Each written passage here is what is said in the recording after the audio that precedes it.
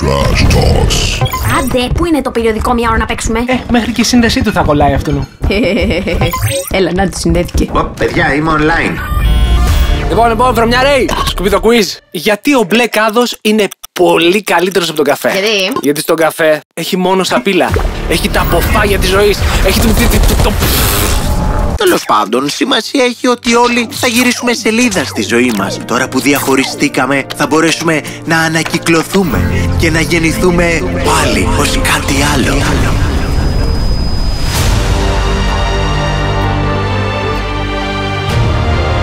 Σιγάρε, Άμλετ.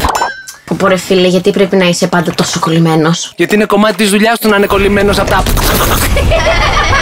Ή απλά θέλει να μας δείξει την Κύπρη αλήθεια. Δεν το πιάσα. Λοιπόν, αυτό ακριβώς είπε ο έφηβος στη μαμά του όταν σε πέταγε στον κάδο.